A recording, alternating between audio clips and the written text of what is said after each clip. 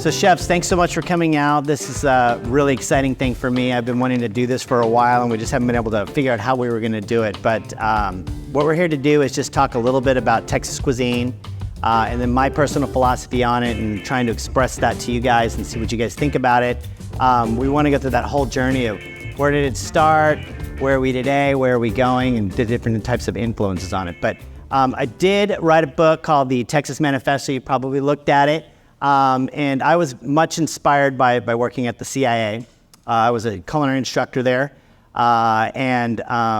We were doing all of the different types of cuisines. We spent a lot of time in Europe. We spent a lot of time in the Mediterranean, things like that. We finally got to the Americas. And running through all of the different types of areas of the United States and Mexico and Cuba and all that, we spent one day in Texas, and actually it was a half day. And we made two dishes. We made chili, and then we did a shredded brisket slider, and that was it. And I remember going to the dean at the time and saying, this doesn't really represent, Texas cuisine to me. And he was basically came back and said, well, there's really not a Texas culture. There's, really, what is it? And there's no real bones to put on that. And we had just gotten done with New Orleans and Louisiana style food, which was very, very well defined. I mean, it's anybody that lives in New Orleans or around the area will tell you very clearly what it means to them and what it represents to them. And I started asking around people about what they thought of Texas cuisine, and we were really kind of running into some dead ends. People were like, well, maybe it's chili, maybe it's barbecue, maybe it's Mexican food. Well, not really, because we don't own it. It's not real Mexican food. It's Tex-Mex, which nobody really cares about, and this type of deal. So that inspired me to take Texas and try to define what it is. And Texas being the giant state that it is, I broke it up into 6 smaller units and basically put some focal points on it. These aren't necessarily, it stops here at the border, but these are things that people do really, really well. And one of the inspiration pieces for me was we were having taco wars at the time, if you remember that one that was going on, and Austin was competing with San Antonio. It was pretty much like the further south you go, the better the tortillas are gonna get, the better the tacos are gonna get. I mean, there's no real debate on that. So there wasn't really going to be a war. We figured it out, and they ended up settling. And I thought it was such a bummer because they were like, well, let's just all say we're all good, and that's it, and how happy we are. Well, that frustrated me. So basically, I started up the regions, and it kind of started in South Texas. And I said, well, you know what? We're the owners of Tex-Mex. Anyone in San Antonio happens to be kind of our capital, if you will. The beginning of it all the way down to the valley where I'm originally from, we mastered Tex-Mex. And the big leap with that was when I was working at the CIA, we'd get a lot of real Mexican chefs up there, and we would get in these hot debates about Tex-Mex, and they didn't want to own it. They were like, this is not our food. Don't even put the Mex in there. And I said, you're absolutely right. It's a different style of food, but it works. People love it, and people get in lines to do it, and people argue about it. And I challenged them. I said, someday, 150 years from now, people are going to be arguing about true, authentic Tex-Mex and what that represents. We don't really do it today. So that became my vintage Tex-Mex. And then I started to break off a little bit more, and I started to look over at El Paso, the El Paso area, and I was thinking, well, what's that kind of about? And I started looking at the green chili line and how they kind of approach things different. You have more of an American Indian influence, and I called it the dream catcher style because you have a lot of when I was getting culinary school, we had Southwest cuisine or Southwestern cuisine, and that's kind of what that represented to me. Flat enchiladas, like I said, the green chili line, is it red or green, or is it Christmas where you get both?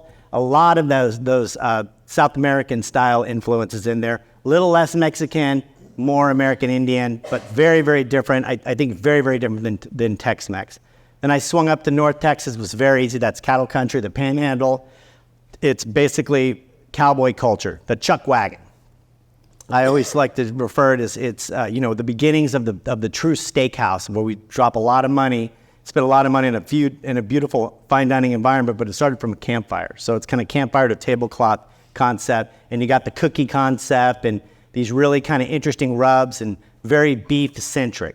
Then you move down, and there's another beef-centric element to it, and that's going to be our barbecue, which is Central Texas.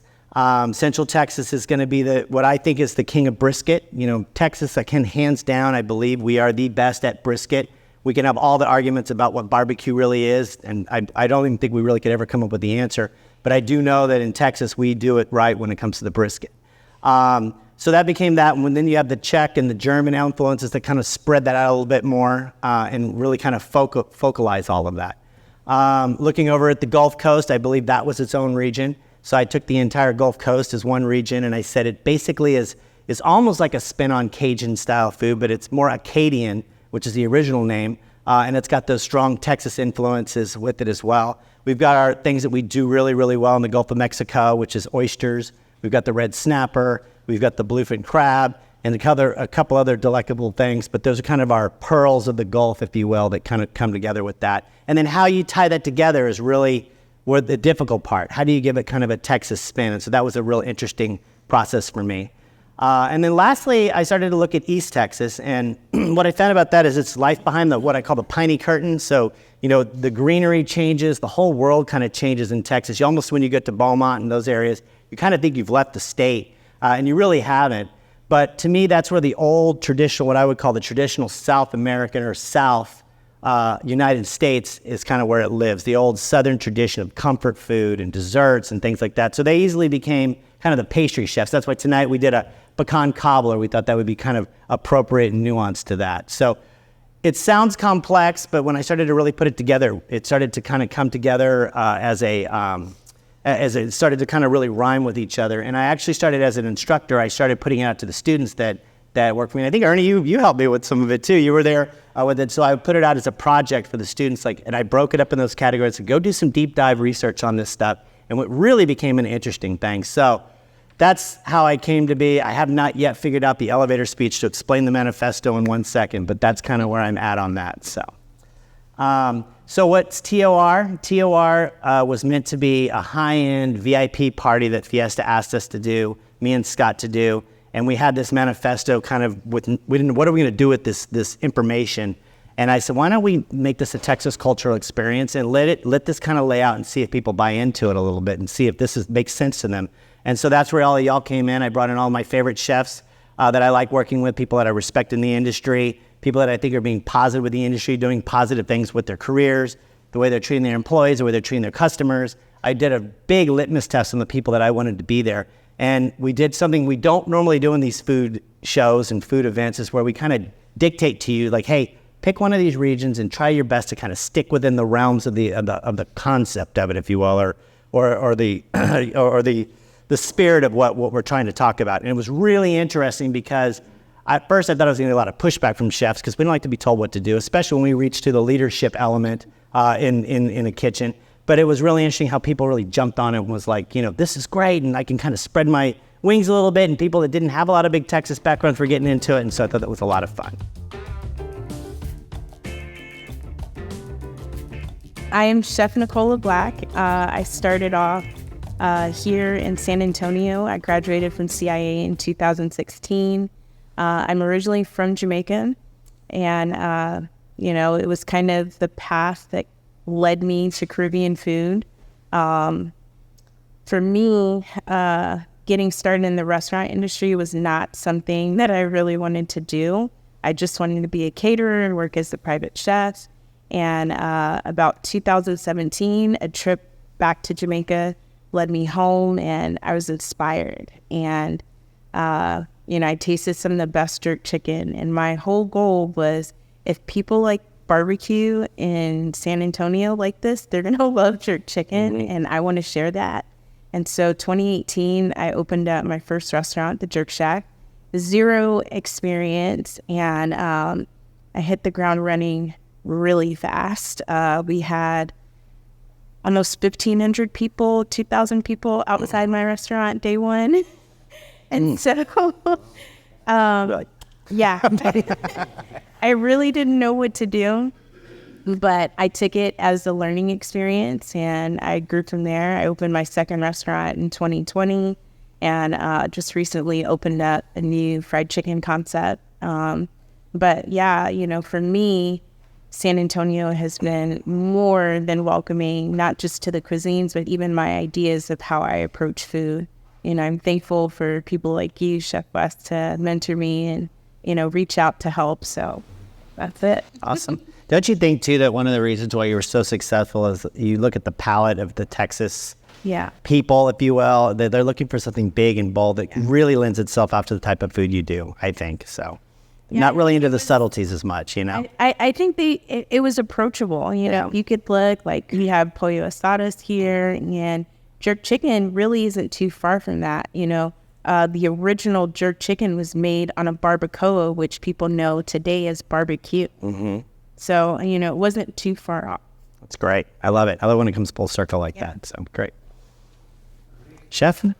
So my name's Chef Ernie Bradley. I'm the executive chef and owner of the Charity Bar and the restaurant business for 33 years. It's really the only thing I've ever done. I love the industry. I love the people, culture, like everything about it. And so when we opened up Charity Bar in 2018, it was kind of an opportunity for me to feel like I could get back, train some younger generation to keep doing what we do. We really focus, we do Japanese cuisine there, but really our focus is basically on technique, taking ingredients that, maybe people don't want to play with, but we'll show you how to make them to where something people really want to do. We do all of our own butchery in-house, and we use every bit of the animal when it comes in the door. And so being able to apply 33 years of what has happened in my life, so to speak, and be able to make food doing that and teach other people how to do it has been sheer joy. San Antonio is a great city too. I've lived all over Texas during my career, and this is one of the best chef communities that I've ever experienced. We're all friends, and I think that really says a lot about who we are as a community and the culture that we're all trying to instill for the next generation of people coming up. It's competition, but it's all friendly competition, and I'm always here to help, and so is everybody else, and so it's very rare. It's hard to find that out there. Go to other cities, and they're pretty cutthroat. It's just a totally different thing. But here in San Antonio, it's a totally different culture, and it's the biggest little city I've ever been in. It's wild. It's like we all know each other, and it's really awesome. I really love what you said about the chef community and how people kind of reach out. When it wasn't always that way. I've been in the city for a long time, and it was a little rough in the beginning, but I've always really enjoyed, if you can put yourself out there as a chef and kind of be a little more vulnerable and I always like to say, if you take a step towards me, I'll take two towards you. And it really does apply, because I think if you can allow your ego to kind of shell off and realize that you're comfortable in your food and who you are, and you start to share with other people, then all of a sudden you're sharing recipes and you're talking about friendships, and I'm telling you private things about my business that I need help with that I'm not getting over the top on, and you're not being judged by it. I think that's so awesome that you brought that up, because it's something that, one of the reasons why I invite all you guys out all the time, because I trust, every time I feel like I'm talking to a lot of you guys, I feel like I'm in a safe place.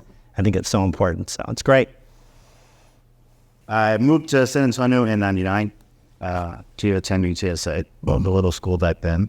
Wanted to go to culinary school, but I had a scholarship to UTSA, so my dad said, "You're going to UTSA." I'm glad I did. Business is a background, right? It's great to have that background.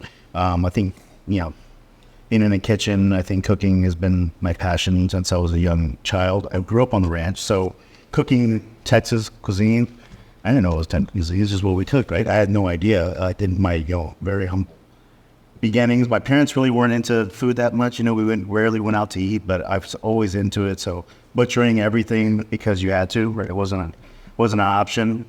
Learning all that is pivotal to my life. I feel like I'm always learning. I didn't go to culinary school, so whenever you had a dinner one time, I called you and asked to go there because I wanted to learn. And I've been a student of the game since we've gotten there, so I volunteered to learn, and I think that's been what I've been doing since I first opened Sangria 2016, and since pivoted. But I'm still learning, right? I'm still learning how this business works. And the community is amazing. But I don't think anytime I can call any of you and say, hey, I need help or I need a hand, and I've never been treated so well by people that really don't even know me. It's, we don't know each other, but we're fighting the same fight, right? So I'm a big advocate of San Antonio cuisine, San Antonio local. So I'm pushing that hard, and that's a huge reason that Sangria kind of was like a mortar for that, right? 'Cause I feel since we closed, and since we pivoted in a different direction, people are really.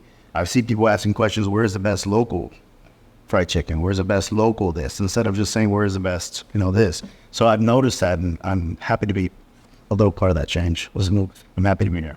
No, great. I think it's awesome too, like talking about your background, and now you're kind of, we call it self-taught. I've never really found a good name for it, because when I was coming into business, everybody did that. And you were the schoolboy. You know, I was like the outlier that's like, oh my God, is this kid come from culinary school and blah, blah, blah. But it's so interesting to work with you and talk with you because you do come as asking questions to the student, but then you're a teacher right along with it. And it's a really nice balance. And I think it speaks volumes to how you've been able to kind of pivot your business. It was time for another chapter. It wasn't that the other one wasn't working necessarily. It was just time for another chapter, another turn of the page. And I think it's so awesome that to have the courage to do something like that. So I think it's awesome, man. Yeah. Chef Ben de Los Santos with Benji's Munch. We've been around going on 9 years. We have a restaurant, and we started with a food truck. So what started everything is I was traveling. I've been in food service for, over 40 years doing corporate stuff. And most recently with Sodexo and traveling 10 days on, 4 days off for like last 3 years of that company. And went to see a movie called Chef, which about a guy opening a food truck and just said, we just need to take that job. My wife said, you've been gone for a long time. Let's do it. So we opened up a food truck and just kind of took off from there. Just want to do something different. I think food in our case is food from the world. It's like just Texas is food from everywhere. There's just you got all different types of cuisines and diets and different things. So I want to do something different. So we just started with some grilled cheeses, some different types of chicken sandwiches, scratch-made chicken sandwiches that were breaded differently than everybody else. So just some unique stuff. And it just took off. The truck just did well. We opened in the restaurant, 3 years later, in 2017. And it's just been going since. And it's been going great. Just continue to go in the right direction. So it's been good for us. Yeah. You seem like you're doing well. Every time I check in with you, the place is packed. And I love how you interact with your guests. I mean, we're all, I always say like chefs are, great cooks and all this, but we're also a product of hospitality. I think that's something you do really, really well. And it shows a lot of times when you go to competitions and you always win the people's choice. When the people have a chance to vote, you're always on the top. And it's so obvious. I think it's that nice mixture of you understand what people want and what they love, but you also give that hospitality. It's flavors. And then it's just one of the things that happened about 15 years ago, I was extra heavy, 425 pounds, and I had a surgery that didn't allow me to eat as well as I wanted to. So I can only eat small amounts. So with that, I still like to eat, but I can only eat just a little bit, like maybe one taco or one rib or something like that. So if I'm going to eat something, it's going to be very, very good. I'm not going to eat just all the minutia around it. Right. So I kind of brought that to the restaurant because that's the way I go out to eat. That's the way I eat all the time. If we're going to make something, it has to be good all the way to the edge, all the way. So there's not just like putting one pickle or two pickles or three pickles. It's like the Cuban has a pickle on every bite. Right. So every bite has to be the best bite. That's awesome. So that makes a difference to people. They recognize it when they come in. That's fantastic. All right. My name is Luis Gonzales. I come from Palenque, La Cantera. I'm not the chef. Jose Ochoa is our chef. So that we are a family that take care of fun. That's our main concern, to take care of all our customers in all the details. And then one very important point that at Palenque, we never say no. So whenever you need it, we're going to find a solution for your drink or your special. We don't make pizzas, but we have tortillas, so we can make something. That's impressive. Exactly. Wow. Exactly. I haven't gotten to that point. I can say maybe sometimes, but that's it. That's wonderful. That's wonderful. Chef Andrew Gutierrez. Right now, I have my concept SA Pops that I started back in 2011, and we closed during COVID. Now I'm going back, getting to that business again. But my business, we make paletas, so we make them our popsicles, Mexican popsicles, with all fresh ingredients, and just something that San Antonio grew up on, and I grew up on, eating popsicles. We also do shaved ice. The raspas are also very popular in San Antonio. So we do our own ice cream, we make our own ice cream, and we're adding donuts. And donuts I usually do for Brian at the Texas, the TR. The TOR. So it's pretty popular. People like it. Yeah. Went on there. But I've known Brian for a long time. We worked as together at Hotel Contessa back in what was it, 07, 08? I think so. Yeah, something around there. Yeah, a lifetime ago. It feels like. Yeah. And our careers kind of like paralleled each other because like Chef West went to Art Institute and I went to CIA. I graduated in 2000, but in Hyde Park, didn't have CIA back here at that time here in San Antonio. We both kind of worked in hotels and restaurants, and then I went into teaching. Yeah, I love that, teaching culinary students. So I worked at the Art Institute, and I taught there for 10 years. And then Brian went to CIA. So Yeah, it was kind of weird. Yeah. yeah, it was kind of like intertwined, but I love working with Brian, and but I love teaching all these students that come through here, and then watching them get their own restaurants and get their own positions at places, and that's awesome. To feel that satisfaction of touching those students their careers and stuff. So always have fun to keep in touch with them. But yeah, it's awesome.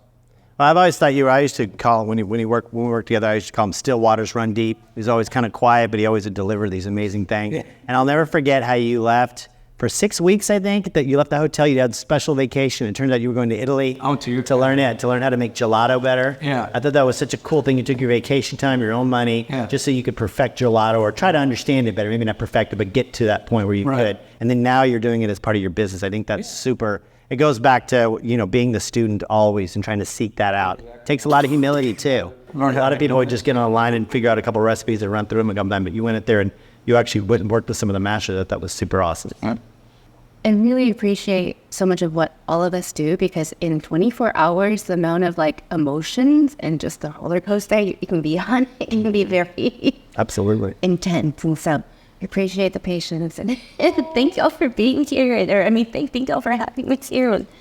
I look up to every single one of y'all, and I learn so much from y'all every single day. And it's just a lot of gratitude. I'm a very emotional person, so I haven't learned how to control this yet. I'm trying, doing my best, And I think that's all a lot of us are really doing, is we're doing our best. Right.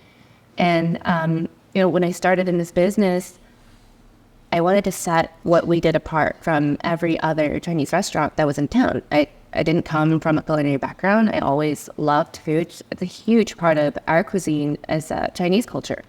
I was just talking to my staff about this, how some of our food or some of our life references in the sayings, it's all surrounding food or eating. It's called 吃. So you say 吃苦. 苦 means bitter, and that means you eat bitterness. It's a feeling, and it translates. Now, I love what you're saying with especially being an emotional thing. I am not gonna lie, I'm a very sensitive guy, and I wear it on my sleeves often. I think everyone in this room, maybe not Andrew because he's still waters run deep, but I think it goes hand in hand with being a chef, with having the hospitality, and I think it's a big important piece because a lot of emotion goes into what you do. And then there's people that help you do it, and they help you extend what you're doing. And then that's more emotion that goes through those people. And then the emotion that you feel with your guests when they come in, and how thankful that they came in here, that they enjoyed it. Those are the things you feel. So I think that's really awesome that you kind of bring that to the table. So. You had to be vulnerable, right? I'm in my most vulnerable state. So you.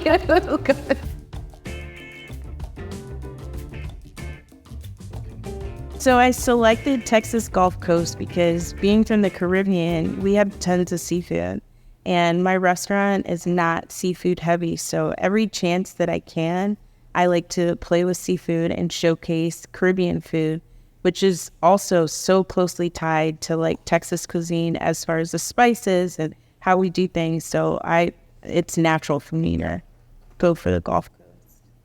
It's a natural fit. Yeah, absolutely. I would say, what do they say? It's the influence of the Caribbean all through the coast of the Gulf is unbelievable. You see the culture and the houses, the way they're painted, all those Caribbean colors and things like that. So I can totally get that. Do you have when we're asking you to do something that's maybe we're saying, can you push to the Texas zone a little bit more? What are some of your personal strategies that you look at when you're trying to kind of do a deep dive on that one piece? So for me, I go with what flows better. So when it's go to barbecue, the only thing I know how to do is jerk, because I feel like Texas barbecue is well respected. I've watched the techniques, I've watched the chefs that are really good at it, and it's not something that I specialize in. And so it's like there's only so far that I can go. You know, I rather stick to the coastal, or I'm sticking with jerk with an infusion of Texas. So. I love it. I think there's a lot of really cool. I'm just popped in my head that you've probably seen these grilled barbecued crab that they do in certain parts of Texas, where you think, oh, is it? But what do you mean they smoke it and whatnot? And it's completely different. It's the way they dress it and the way they grill it and they cook it. Does anyone else have any thoughts on the Gulf Coast and where that all works in? Just kind of curious if you were going to be approaching that, how you would connect those dots. If you were Caribbean based in a sense. I'm gonna do oysters, and I'm gonna do this beef butter that I make. That it sounds like it wouldn't go, but it works out so well. So that sounds amazing, and I can absolutely see that. You know, oysters are real meaty and briny, and it can completely lend itself out to something like that. So I love that.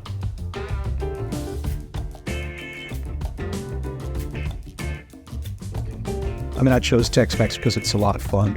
And I mean, there's not a lot of boundaries involved in it too. I mean, you can do a lot of different things. There's the whole stuffed quail wrapped in bacon with the jalapeno inside of it. You know, you can do queso flamiados and guacamole, fajita tacos. I mean, it's all over the place. And I always think, you know, Tex-Mex, at least when I was growing up, that was kind of like celebratory food. We would go to the Tex-Mex restaurants. My grandparents would take us there. Even driving down into the valley sometimes and stuff like that. There's certain ones in Brownsville they like to go to. And so I always think of it like, you know, it's like nachos, margaritas, and beers, and shots of tequila. And so I wanted to do something this year that was going to be a little more on that side, and mainly so that my staff can be more involved in what those decisions are made. Yeah. But, you know, once again, I just think of Tex-Mex is that kind of like, it's just delicious. It's cheesy, and, you know, sauces have, you know, very particular flavors, and there's not a whole lot of boundaries to it. You can really do a lot with it without stepping too much out of your own wheelhouse. You know? So I think I'm really excited about doing it. It's going to be a lot of fun. I'm super passionate about Tex-Mex. You know, like I said, when I was at the CIA, it was the dirty word. You know, you never say that. And I think there was even one chef that said we should just take that whole thing away. And I really lean into it. And I look at it as like the true, you know, Texas comfort food. And I too, like, when growing up in the Valley, that we would go out to dinner, and that was the big family engagement and whatnot. And everyone gets involved. It's not, you know, here's this white kid coming in, you know, getting things. I understand it just as well as anyone else, and it's real embracive to stuff like that. But this full flavored, over the top flavors that are just really delicious all around, I think it's a total win. And I can't talk enough about Tex-Mex. Do you guys have some opinions on Tex-Mex food? Yeah, it's a vessel, whether it's a tostada or a nacho or even the grilled cheeses. They start going into Tex-Mex kind of flavors. So you can do all kinds of stuff and just kind of push it in that direction. Yeah. So, It's introductory. Yeah. For me, we put tacos on our menu at Jerk Shack, and people are like, are these authentic tacos? And I was like, these are Texas Jamaican tacos. Yeah.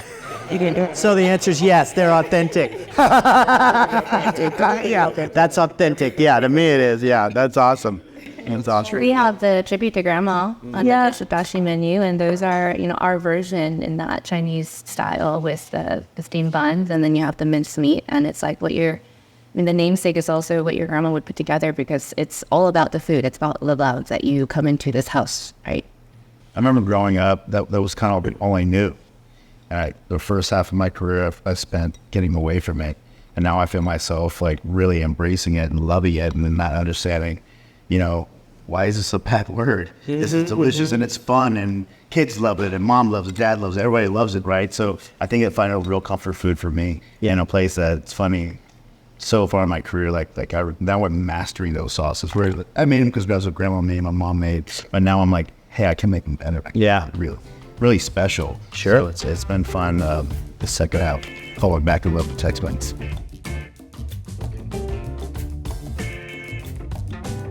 I've got Central Texas. Okay. I never pick.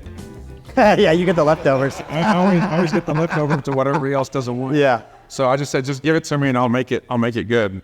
So I'm still thinking about it, but I'm thinking leaning in towards maybe some brisket, something like that, putting it on something or doing something a little bit different with it. So I've got to think it through a little bit because I just found out a couple minutes ago. So Literally when Scott told me. So I'll make it work, and we'll kind of lean towards the Texas kind of feel towards it, but it'll probably have some kind of Tex-Mex feel to it as well. Yeah. That's typically I'm heavy on the nopales, so I think that's a lot of what my staff does, and that's kind of my influence lately with what the staff will do at the restaurant, and because I'm heavy Mexican staff, and Yeah. just they're cooking all the time because I'm just bringing them all these chilies and stuff, and we're making have you ever heard of a pambazo? Pambazo? You've heard of with the torta? Yeah. So I mean, that's just, it blows me away what they do with this stuff. So it'll lean towards kind of a Tex-Mex, but it'll have some hints of smokiness and barbecue. We'll make it good. Yeah. Barbecue is one of those haunting flavors to me that, you know, the smell of some people are like, oh, it's over smoked. That I can honestly say I've had burnt food before, but I just can't get enough of that smoke flavor. And anytime you can, almost to a fault, I'd smoke lobster tail, I'd smoke anything, and just try to put that little kiss of smoke on anything that I was cooking. And I was just so inspired by it. I think it's really interesting coming right off of Tex-Mex and going into barbecue. You can, if you wanted to dissect it, you know, both have their sauces, both have their meat-centric pieces, and very different approaches, but they really lend into each other very well. You know, I've made plenty of Texas-style pulled pork tamales before, and they're amazing. It absolutely works every single time, you know, so without a problem. So, anyone have any thoughts on barbecue? I mean, I think we could probably do a whole segment just on that alone. Well, you know, the Chinese have their whole, like, their own version of barbecue. We have our xiaokao, and, you know, people get together, like, after work. I mean, the whole, with eating as a central component of tying everybody together, that's the time that you bond. You know, when you go over there or overseas, like, as soon as this afternoon, all these little shops, they open up, and then they've got, like, 50 seats outside. You don't even know where they popped up from. But they have all of they're different type of grills. Yeah. My background's a little different. I come from just the business side of it, having to dive into the chef world, but learning from the business from ground up. And you know, you were the first one to really challenge me to put the chef hat on. You know, but what I love most about, you know, what I'm able to do with my restaurants is share the flavors of Sichuan. It's a very, like, regional in relation to China. So very much like what you're doing with your Texas manifesto. It's very, you know, putting a stamp, a mark on, you know, what that cuisine means to you, and that what is, I think, what defines authenticity too. And you know, when you asked me to do it the first year, I remember you're like, "Oh, you just do some appetizers." And okay. And of course, we were new to events, and we're scrambling. And you know, going back to community, everybody has been so gracious and kind to us. I don't know how many times Ceasar has helped me out with, like, I don't know, oil or foil or a knife or something. And anyways, and then the second year, like, okay, you have to do my manifesto now. And I'm like, what do you mean? Well, you nailed it. You know, you nailed it. I thought you nailed it every single time, and I didn't think it was a hard stretch. And, you know, going back to everyone's so nice to you, it's easy to be nice to nice people. So, you know, it's not hard. It's not hard. So, but yeah, no, I love what you put out, and I love the whole perception of the Asian or the Chinese experience. And, you know, I had to teach the flavors of China when I was at the CA, and it's so interesting. One of the big aha moments is that you've got this gargantuous country, and we're only ever talk about this little bottom part here. There's a vast amount of food that's up there. So I love that you're doing that. You're putting a mark on one area of the food, which again, I think that's kind of the basis of what looking at Texas as a whole and trying to put small marks, not rules, but, you know, they blend. The borders fade into each other, but there are some expertise and some central pieces to it. So I think barbecue, if you ask 20 pit masters or whatever you want to be called, right? You can get 20 different ways of doing it, and all of them are right. Yeah. It's like, you know, Thai is with the marinara, or, you know, it's like everybody in mole is or something like that. You know, everybody's family makes it, and that's the right way to make it. Well, barbecue too. It's like some people, you have to use this, or you have to smoke with this, or you have to let it rest, or you have to do this. And some guys are like, no, you don't. You know, I do it different. I do it totally different than you, and it's just as good. So I find that very unique, and everybody has their own way of doing barbecue. yeah. I think that's a really, really good point. It's almost like baseball. There's some luck pieces that are element. Like you got to walk around the pit 3 times before you light the fire and do all these things. But it's, or I had one guy was obsessed. So you have to scrub it with an onion. The entire grill, you have to scrub it with an onion. Throw that onion into the fire. I'm like, what in the world are you talking about? But it works for them. And you're right. 9 times out of 10, I mean, I've had some bad barbecue. Don't get me wrong, and I've made bad barbecue. But most of the time, they cook it. You get it to the right tenderness, it's still pretty darn good. Even when it misses the perfect mark, it's still pretty darn good.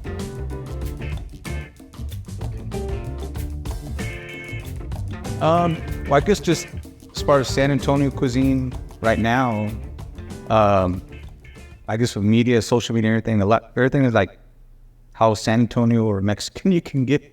Everything like Puro San Antonio, and everybody's kind of like choosing, everything they kind of grew up with and fusing it into the cuisine now. So I agree with some of it. Some of it, I think it's kind of like, I don't know, I wouldn't do it, but, for one thing, for a while I was like hot Cheetos on everything. And if I'm not, it's have to be on everything. Yeah. The concha buns. Yeah, that one, that's where I kind of dropped pause a little. The concha buns was like, I don't know. But I guess I'm probably more traditional or purist or whatever, but it's just, it's interesting to see where things are moving in San Antonio, where everybody's like, trying to be Puro San Antonio. Yeah. Which is, it's good. I mean, it's kind of, it's our culture that, grew up on barbacoa, Big Red, and all that kind of stuff. So people are using Big Red for, not just to drink and everything. And it's just, it's interesting. And I think, good chefs will work with it and make it, with thoughtful, and they fuse it together the way it's supposed to be, instead of just trying to smash everything into everything, San Antonio into every single dish, so now that's me. So you feel like, what I'm getting is what you're saying is you're feeling, seeing a lot of broken pieces right now of ideas. They're not quite working, but maybe you break something and then you figure out how to make it work the second time or the third time. I kind of picking something like that from that whole thought pattern. Kind of just putting more thought into fusing two things together, and not just to do it because you're trying to catch a buzz on social media. Right. It's Yeah, fusion can often, I used to say that a lot, fusion food's interesting, but it can also lead to confusion. Where you're like, should we really be doing this? I don't know if, we should be, exactly. Is this going to work? That kind of a thing. That's interesting. I like that. chamoy and everything. Yeah. Yeah, chamoy, yeah. I do like chamoy, but still, I know what you're saying. What do you guys, I'd love to get some other thoughts on this, because it's an interesting subject to me, where you think we're currently at and where you see this kind of evolving and what Texas food might become. I think it's a very exciting time, and we're in an amazing city to be, because we have a big city diversity, but a very small city kind of feel, and there's so many different cultures and cuisines being represented, and they're all done really well. And we all want to be here to lift each other up. But you have to remember that San Antonio is a huge tourism industry that drives our economy. And there's a lot that the city puts behind driving visitors to San Antonio. And that's amazing for us, because then we can tell our story on such a much larger platform. And then I do find that with technology, with people being able to access information, people's minds are open. They want to explore. They want to try new flavors. And so I think some of the realizing that some ingredients are very similar, and then they have a certain nuance that you like to it, and you add that into your dish. That's another layer and flair to your identity and your authenticity. And so, I see influences of all of our cookings within our dishes. We'll adjust, people sometimes, we get peppers that are really spicy, and they've been like that for a little while. But then we have to tone it down a little bit, because ultimately our guests are the ones who become a part of our family that feed our family. So I think it's a really exciting time, and I'm excited for, all of the collaborations that are happening. Yeah. I agree. I think the diner in San Antonio is a lot more adventurous than it was. I grew up in Corpus Christi, went to school in Austin, then ended up in San Antonio. And so I've been making this run between Corpus and Austin my entire life. And, when I was coming through San Antonio 20 years as opposed to where I saw 15 years ago. and where we're at now, it's amazing, all the different types of cuisines. And the people, even when I started working here in 2011, 2012, the difference in the adventurousness of the guest is unbelievably, way more adventurous. Back then, people were like, oh, I don't know what that is. That. Now they're kind of like, social media. yeah, it helps, and that's one of the things that I think makes all of us driven a little bit more to try new things, is the fact that the guests are willing to actually take that journey with us, take that little step in that direction and try jerk chicken. You know what I mean? Or we have things on our menu that people come in and the first thing I go, what is that? And I'm like, let me just go get it for you. Be right back. And it's the collaborative state, like I've done dinners with everyone on this side of the table. We had some type of fusion where it's, Texas, it's our own cuisines at our restaurant, and, made something where it's attracted people in ways that we didn't even think. Like I served curry goat at a dinner with yours, and, it was well received where probably 10 years ago people wouldn't touch curry goat. Exactly. And that's kind of what I'm saying, is that like their ability to be a little more adventurous helps our ability to also step and push that boundary just a little bit more in a direction. When I started doing ramen here in San Antonio, it was just like you were talking about, I had to go out to explain just about every table. Like, hey, this is what this is, and people be like, well, I don't know, blah, blah, blah. It's like, hey, let's just try it. And I've always taken the policy at any of my restaurants that if you try it, you don't like it, we just take it away. Take it off your bill, move forward with my life, and I don't have any ego in the game. I'm not going to try to figure out why you didn't like it, or I'm not going to charge you for it, but you tried something. And that's enormous to me. Like the name of the game is not to like all the food. The name of the game is to try all the food and then figure out why you don't like it. That's okay. It's a really boring world if we like all the same thing, right? And so I really appreciate where San Antonio is with the guest base, and the fact that they really do want to try new things. They really do want to see things that they're not going to see everywhere else. They want to go to your place and get something that's unique to you and enjoy that, and then try something else, hopefully. And I appreciate that a lot, because that's the kind of cooking I like to do. Is things that are just a little bit outside the cusp of what you're used to looking at. I keep thinking about like, where are we going and where's food? And it kind of plays a little bit on you, the open-mindedness. But I also am really interested in thinking and talking about, how people that come to Texas and have a food style or a food culture, and how they come into this, I like to call it like a food party that's happening here in San Antonio. And they're bringing, well, hey, I do this really amazing Indian food, and I want you guys to try. And we're trying and we're liking and whatnot. And they're like, but I kind of like what you're doing too. And how are they influencing these hardcore people with this deep culture that's in India, and said, well, this is how we were made generation after generation, but I kind of like what you guys are doing here too, and how that's evolving into something new. My favorite story in food is, we all know about paella. We all probably have cooked it in our lifetime. It's one of the more difficult, challenging things to do. Definitely hard to get correct. But I think it's so interesting how in New Orleans, they've got jambalaya, which is basically a paella. I mean, for all, sakes and purposes, it's a paella. But you take a jambalaya to Spain and they will laugh you out of the country. You know what I mean? But we love the jambalaya. It tastes delicious and it works here. And I love the influence of, you've got these Spaniards that came in and they were influenced by what the food culture was going on, and it evolved. And also there's a big story of what's available to you and who's making it and things like that. But I just find that very, very interesting. And it goes back to, it could be anything. We were talking about the sushi earlier. I mean, it's hard to press to go into any sushi restaurant in this town and not find a chipotle aioli something, or a ribeye stuffed into a roll or whatnot. And you take that to Japan, they would probably laugh you out of the country. But here it works, and the customer base, the open-minded customer base, is actually asking, is there a way to take what you do and what I love and create something new that I can get excited about, and then you can get excited about too? I think that's really cool.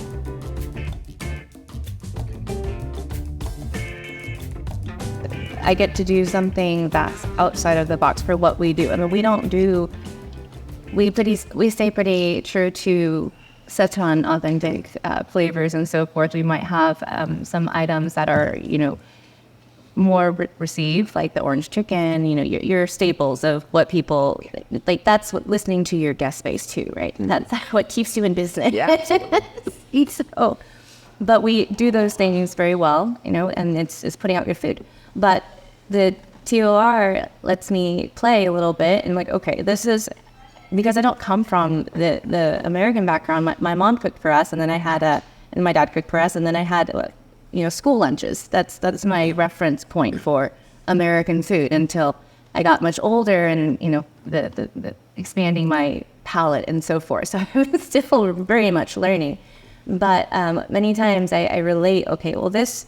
Like we have a chili that we put, so I'm in beef chili this year, right? Mm-hmm. There's a chili that we put on top of our Burning Man noodles, and it's pretty fire, and like it numbs your palate. People love it, right? And it's like conceptually, to me, it's very similar to chili. Yeah. And then, you know, this is a fun, creative competition. It's my interpretation of it. I mean, you said there were not very many rules, right? Yeah. Or maybe some. Yeah, maybe some. But and it brings the community together, and we get to see each other. Like we're always working a lot too, and so that's our time to. And you're always so hospitable. You put together, just make us feel very special and welcome. So thank you. You guys are the stars, so there's no question about it. So, You know, I think it's one of those events that I have never missed. I probably never miss. I love just who's here. Who you invite is great. You know, it's always great to see everybody. You know, sometimes we get so busy we don't see each other. So it's nice to see everybody. And you have somewhere where you can actually go back and talk and have a drink or get something to eat, which is not normal, but is very appreciated. Also, the clientele. I gotta say, like, it's great for people that are up there really interested in what we're doing. Love the idea of it and are interested in how you played onto it. And I've always loved the clientele there, and it's a kind of the start of Fiesta, which is cool too. So it kicks off everything, and I've always been happy to be part of it. Yeah, it's one of my favorite things. I do it all year long. I enjoy the kind of freedom also, like Kristina is saying, I can get outside of my box, do things I don't cook on a normal basis as well. Clientele is always a blast. We'll always have a good time with each other. It's just kind of like a nice little rowdy time, and not a whole lot of that happens when you're in a restaurant all the time, you know.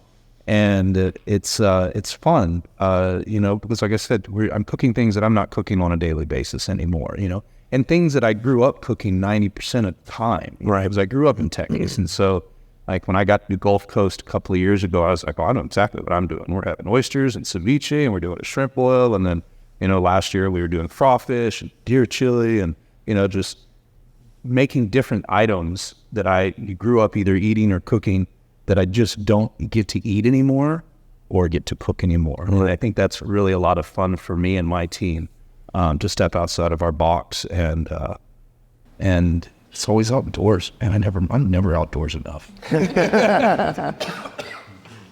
For me, you know, this is only my second year, and the first year I had a blast. I got to see chefs that I wouldn't normally see on a regular basis, but you know, the live fire aspect of it, just the foodie aspect of it. These are people that really appreciate our cuisines, but also the work that we're putting into our food. They're patient. They're not just looking to get a sample.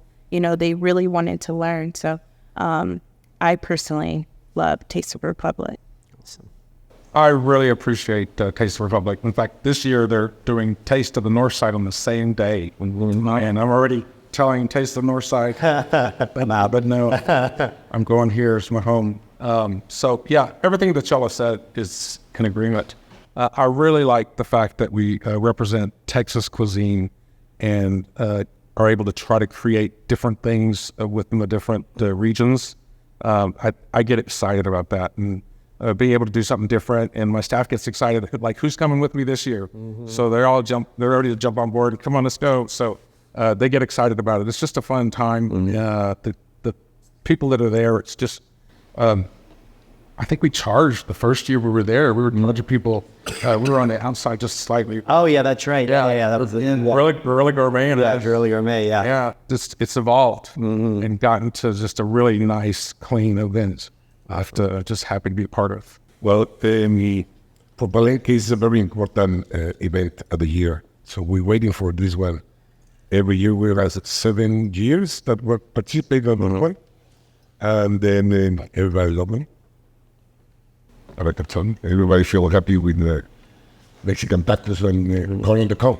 I've been part of the Taste of Fun too since the beginning, and it's just been great. The whole premise with Chef West has been doing as far as breaking down Texas into 6 different regions. I mean, that's awesome, right? So as being an educator too, like Brian was at the Art Institute, at CA, and I was at Art Institute, we had American regional class, right? So we started from, New England and moved ourselves, from the East Coast all the way to the West Coast, right? So we actually had a Tex-Mex region, and we had 2 days instead of your half day. Wow. We had 2 days of Tex-Mex food, but, it's what we grew up with. But as far as that, it's awesome to give us like some parameters of where you're going to be or what cuisine you're going to do, and then use the chef being able to develop that menu as far as looking at the big picture and then kind of like focusing down on what you want to do, right? So I'm going to look at the big picture. I'm in Tex-Mex and I'm doing these flavors, right? What are the spices and what are the